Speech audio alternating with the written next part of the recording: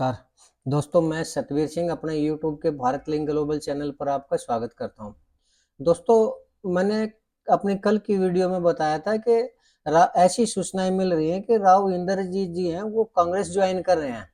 तो मैंने कल कहा था कि ये राव इंद्रजीत जी का निजी फैसला है और ये उनकी अपनी इच्छा है कि वे कांग्रेस ज्वाइन करें या बीजेपी में रहें या अलग पार्टी बनाएं।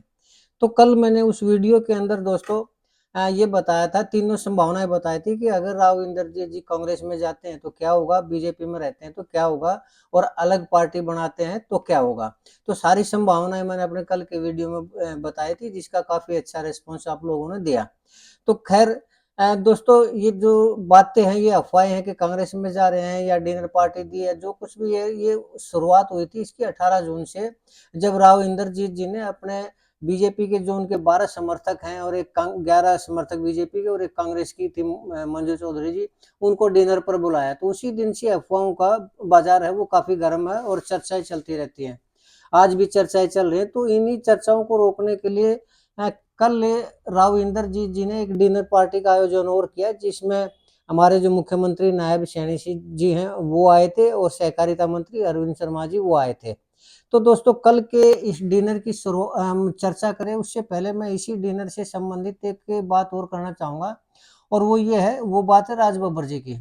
तो जब ये डिनर पार्टी जिसमें नायब सिंह सैनी जी आए थे राव इंद्रजीत जी के घर पर, यानी आरती राव जी के घर पर चंडीगढ़ में, तो इसी से संबंधित कुछ पत्रकारों ने राज बब्बर जी से एक सवाल पूछ लिया इसी डिनर के बारे में कि आपका इस डिनर के बारे में क्या कहना है कि जो उनके कहने से नायब सिंह सैनी जी जो मुख्यमंत्री हैं वो आए, और इस मामले में आप भगवानपुर जो हॉस्पिटल उसके बारे में क्या कहना चाह रहे हैं। तो राज बब्बर जी ने पत्रकारों से बहुत ही सॉफ्ट और नरम लहजे में ये कहा कि राव इंद्रजीत जी हैं वो राजा साहब हैं, और अगर वो नायब सिंह सैनी जी को कहते हैं कि मेरे डिनर पे आओ तो कौन मना कर सकता है। राजा साहब की बात कभी टाली थोड़ी जाती है, और उन्होंने जो कह दिया वही एक पत्थर की लकीर होता है। और मैं तो ये कहता हूँ कि जब उन्होंने जबान की थी तो वो भगवानपुर हॉस्पिटल का भी निर्माण करवाएं, क्योंकि राजा का जो वचन होता है वही कानून होता है और वही उसकी जबान होती है।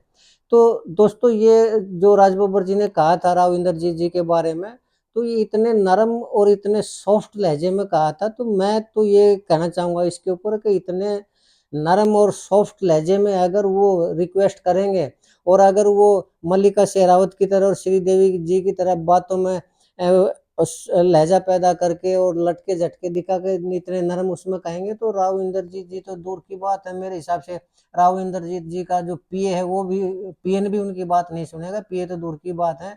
तो मुझे लगता है कि अगर राज बब्बर जी ये चाहते हैं कि भगवानपुर हॉस्पिटल मामले की आवाज को उठाया जाए, तो उनकी आवाज में ये नरमाई है, ये अदा है, ये खत्म करनी होगी, और क्रांति फिल्म के दिलीप कुमार की तरह उनको ललकारना होगा कि अगर रामगढ़ का भगवानपुर का हॉस्पिटल नहीं बना तो हम इनकलाब लिख देंगे, क्रांति लिख देंगे। अगर वो इस डायलॉग में, इस स्टाइल में बात करते हैं तो राव इंद्रजीत जी तक, ये कानों में, उनके कानों तक बात पहुंच भी सकती है। अन्यथा मुझे लगता है कि इस तरह की नर्म आवाज में और मल्लिका शेरावत की तरह वो बात करेंगे तो उसमें तो वो एंजॉय करेंगे राव इंद्रजीत जी, सुनेंगे नहीं इस बात को। और रही बात भगवानपुर की हॉस्पिटल वाले जो कल का धरना प्रदर्शन था, तो ये बात मैं मानता हूँ कि कल जो पैदल मार्च किया था भगवानपुर वालों ने, तो वो उसमें जो गैदरिंग थी अच्छी खासी गैदरिंग थी, और इतनी गैदरिंग का प्रभाव तो पड़ता है, इसमें कोई दो राय नहीं।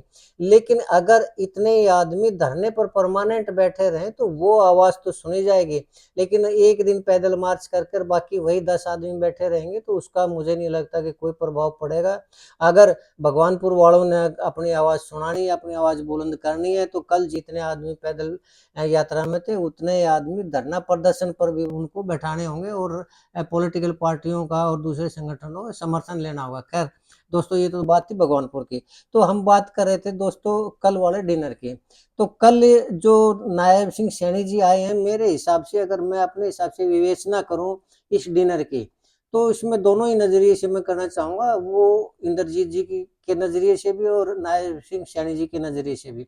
तो पहले अगर हम इंद्रजीत जी के नजरिए से बात करें तो उसके दो पहलू हैं। पहला पहलू तो ये है कि राव इंद्रजीत जी शायद उनके साथ जो कांग्रेस में जो उनकी बातचीत चल रही थी, जैसा कि सुनने में आ रहा है, उसमें शायद उनके मन मुताबिक सेटिंग हो सकता है ना हुई हो, तो इसलिए वो और टाइम चाह रहे हो। और अभी कांग्रेस पार्टी को या आला कमान को या जिससे भी बात चल रही है, उनको शायद ये दिखाना चाह रहे हो कि अगर आप मेरी बात नहीं मानेंगे तो मैं अभी बीजेपी में ही हूँ, और बीजेपी में मेरी जितना मान सम्मान है कि मेरे बुलाने से सैनी साहब भी आ सकते हैं, यानी मुख्यमंत्री भी आ सकते हैं, या तो उनको दिखाना चाहते होंगे, या फिर ये है कि वो थोड़ा सा और टाइम लेना चाह रहे होंगे कि ताकि अच्छी तरह से बातचीत हो जाए। और दूसरी साइड से वो बीजेपी में भी थोड़ा शांत करना चाह रहे होंगे, पार्टी हाईकमान को उनको ये दिखाना चाह रहे होंगे कि ऐसी कोई बात नहीं है, ये महज अफवाहें हैं, और ताकि उनका मंत्री पद और उनकी बेटी का मंत्री पद वो सही सलामत रहे, और कोई किसी तरह की दिक्कत ना आए। तो ये तो मेरे हिसाब से मेरा अंदाजा है कि ये तो राव इंद्रजीत जी का नजरिया हो सकता है।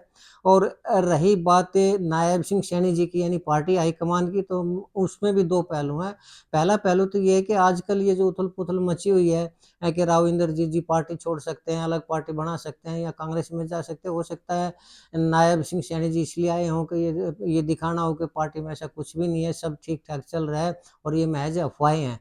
या फिर दूसरा पहलू ये भी हो सकता है कि नायब सिंह सैनी जी इसलिए भी आए हों आके वो थोड़ा-सा टाइम वो भी चाह रहे हों कि जो इनके समर्थक हैं या जो उनकी ताकत है राव इंद्रजीत जी की, उनके लिए थोड़ा-सा वक़्त चाहिए, ताकि राव इंद्रजीत जी के पैरों के नीचे से पूरी की पूरी ज़मीन खिसकाई जा सके। यानी जो उनके समर्थक हैं, उनको अपने पाले में लाया जा सके, और जब जितने भी समर्थक हालाँकि ये रिपोर्ट आ रही है कि 6 समर्थकों को तो उन्होंने मना लिया, और बाकी के जो 5 समर्थक हैं, उन 5 समर्थकों को भी जल्दी मना लिया जाएगा। और जैसे ये 11 के 11 समर्थक बीजेपी के पाले में आ जाएंगे, तुरंत वो कार्रवाई कर देगी बीजेपी। ये मुझे लग रहा है कि नायब सिंह सैनी जी हैं, उनका आने का जो पर्पज है शायद ये भी हो सकता है। खैर दोस्तों, ये तो अपनी अपनी बातें, अपनी अपनों अफवाहें, हो सकता है ऐसा ना हो सकता, मेरा ही नजरिया ऐसा हो, या फिर हो सकता है कि ये सारी बातें सच हों। लेकिन जो भी है, राव इंद्रजीत जी हैं, उनको थोड़ा सा सोच समझ के ही कदम उठाना चाहिए। और मैं तो बोली, कल के वीडियो में भी मैंने ये कहा था कि अभी 4 साल हैं उसमें इलेक्शन में, और अभी राव इंद्रजीत जी को इतनी जल्दबाजी नहीं दिखानी चाहिए। अभी 4 साल तक वेट एंड वॉच की पॉलिसी करनी चाहिए। क्यों? क्योंकि अगर वो कांग्रेस में भी जाते हैं या अलग पार्टी भी बनाते हैं, तो 4 साल पहले से तो कुछ होगा नहीं, और इतना मुझे लगता नहीं कि वो 11 के 11 समर्थकों को रिजाइन दिलवा देंगे और वो उनको जिता देंगे, ऐसा मुझे नहीं लगता। और पार्टी तोड़ने की बात जहाँ तक आती है, तो मुझे नहीं लगता कि पार्टी को किसी भी तरह, बीजेपी को यानी किसी भी तरह का कोई भी नुकसान होगा अगर वो रिजाइन भी करते हैं तो भी, क्योंकि संख्या इतनी ज़्यादा है कि उसमें निर्दलीयों को मिलाकर पार्टी नहीं टूटती। हाँ, एक आजकल चर्चा ज़रूर सुनने में आ रही है कि जो ब्रजेंद्र सिंह जी हैं, जो चौधरी वीरेंद्र सिंह के लड़के, उन्होंने जो केस डाला हुआ, और एक कर्ण सिंह दलाल है, उन्होंने केस डाला हुआ, ये हाई कोर्ट में मामला चला हुआ। इस हाई कोर्ट में चलने से लोग ये कह रहे हैं कि संभावना है कि बीजेपी की ये जो 2 सीटें हैं, ये अयोग्य डिक्लेयर हो जाएँ। तो इस मामले में अगर वो अयोग्य डिक्लेयर होते हैं, तो 2 सीटें कांग्रेस की बढ़ जाएँगी, बीजेपी की 2 सीट खत्म हो जाएँगी। तो उस मामले में थोड़ा बहुत हो सकता है कि मामला कुछ बैलेंस में आ जाए राव इंद्रजीत जी के में। लेकिन इस तरह के मामले पहली बार नहीं हुए हैं दोस्तों। आपको याद होगा 2009 का चुनाव, जब कुलदीप बिश्नोई जी के जो 5 या 6 विधायक हुआ करते, तो वो कांग्रेस में समर्थन दिया था उनको। कुलदीप बिश्नोई जी हाई कोर्ट में चले गए थे, उन्होंने केस दर्ज किया था। जब उसका फैसला आया, तो तब तक तो चुनाव, अगले इलेक्शन की आचार संहिता भी लागू हो चुकी थी। तो उस फैसले का आने के बाद भी कोई असर नहीं है। तो मुझे लगता है कि अगर इतने, पहली बात तो इतना जल्दी हाई कोर्ट का ये डिसीजन आएगा नहीं, उनके पक्ष में, कांग्रेस के पक्ष में ये आएगा नहीं। और अगर आ भी गया, तो फिर उसको आगे चैलेंज करने का या टाइम गेन करने का, या फिर स्पीकर के ऊपर मामला है, वो मतलब टाइम गेन इतना हो जाएगा कि जब तक 2029 के चुनाव ही आ जाएंगे, और फिर अगर फैसला कांग्रेस के हक में आ भी गया, तो उस फैसले का किसी तरह का कोई बीजेपी को नुकसान नहीं होगा। और ऐसे मामले होते रहे हैं, और मैंने ये देखा है कि उनका कोई भी प्रभाव नहीं पड़ता टाइम गेन करने की वजह से। खैर दोस्तों, तो ये तो मुझे लगता है कि मामला था कल का जो डिनर था उसका।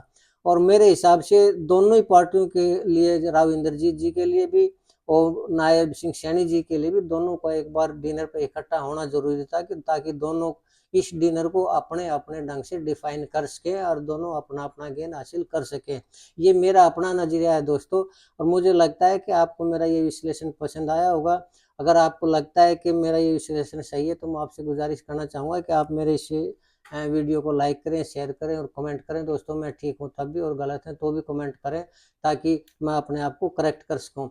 और इसके साथ ही आपसे गुजारिश करना चाहूँगा कि आप मेरे इस चैनल को सब्सक्राइब ज़रूर करें, ताकि मैं इसी तरह की वीडियो या विश्लेषण आप तक लाता रहूँ और मेरा हौसला बढ़ता रहे। आपने मेरा ये वीडियो देखा इसके लिए आपका बहुत बहुत धन्यवाद।